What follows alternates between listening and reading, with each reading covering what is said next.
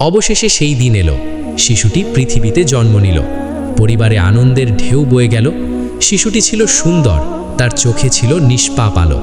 মা তাকে বুকে জড়িয়ে ধরলেন। তার মনে পড়ে গেল সেই কথাটি, এই শিশু একদিন শহীদ হবে।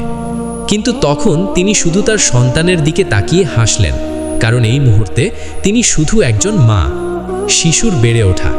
সময় দ্রুত চলে যায়। শিশুটি ধীরে ধীরে বড় হতে লাগল। সে ছিল সাহসী, সে ছিল বিনয়ী, সে ছিল ঈমানদার। ছোটবেলা থেকেই তার হৃদয়ে ছিল ইসলামের ভালোবাসা। সে কোরআনের আয়াত শুনতে ভালোবাসত, সে সাহাবীদের গল্প শুনত। তার বাবা মা তাকে ইসলামের শিক্ষা দিতেন। তারা জানতেন এই সন্তানকে একদিন বড় দায়িত্ব পালন করতে হবে। যুদ্ধের সময়। এক সময় ইসলামের শত্রুরা আবার যুদ্ধ শুরু করল। মুসলমানদের রক্ষা করার জন্য সাহাবীরা যুদ্ধের ময়দানে নামলেন। এই যুবকও তখন বড় হয়ে গেছে।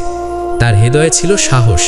সে জানত একদিন তার শহীদ হওয়ার কথা বলা হয়েছিল, কিন্তু সে কখনো ভয় পায়নি, কারণ সে জানত আল্লাহর পথে মৃত্যু সবচেয়ে সম্মানজনক মৃত্যু। সেই মুহূর্ত, যুদ্ধ শুরু হলো।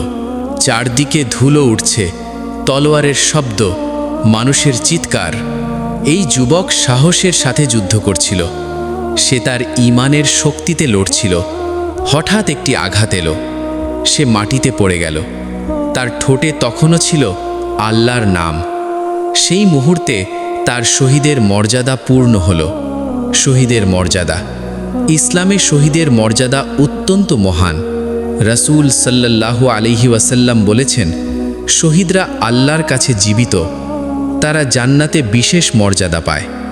তাদের জন্য রয়েছে অসংখ্য পুরস্কার। যে মানুষ আল্লাহর পথে জীবন দেয়, আল্লাহ তাকে কখনো ক্ষতিগ্রস্ত করেন না। মায়ের প্রতিক্রিয়া। যখন সেই খবর তার মায়ের কাছে পৌঁছালো, তার চোখে পানি চলে এলো। কিন্তু তিনি কাঁদতে কাঁদতে বললেন, আলহামদুলিল্লাহ, কারণ তিনি জানতেন তার সন্তান আল্লাহর পথে শহীদ হয়েছে। এটি শুধু একটি মৃত্যু নয়, এটি একটি সম্মান। আমাদের জন্য শিক্ষা। এই গল্প আমাদের অনেক কিছু শেখায়। প্রথম শিক্ষা, আল্লাহর পরিকল্পনা সবসময় মানুষের পরিকল্পনার চেয়ে বড়। দ্বিতীয় শিক্ষা, সত্যিকারের ঈমান মানুষকে সাহসী করে তোলে। তৃতীয় শিক্ষা, আল্লাহর পথে ত্যাগ কখনো বৃথা যায় না। চতুর্থ শিক্ষা, সাহাবীদের ঈমান আমাদের জন্য একটি উদাহরণ। শেষ কথা, এই পৃথিবীর জীবন খুব ছোট, কিন্তু এই ছোট জীবনের মধ্যেই মানুষ বড় কাজ করতে পারে। যদি তার হৃদয়ে থাকে ঈমান, যদি তার লক্ষ্য হয় আল্লাহর সন্তুষ্টি। সেই শিশুর গল্প আমাদের মনে করিয়ে দেয়, মানুষের জীবন শুধু দুনিয়ার জন্য নয়, এটি আখিরাতের জন্য। শেষ কথা, এই ছিল সেই শিশুর গল্প যার জন্মের আগেই তার শহীদের মর্যাদা জানানো হয়েছিল। এই গল্প আমাদের শেখায়, আল্লাহ যাকে সম্মান দিতে চান তাকে পৃথিবীর কেউ থামাতে পারে না।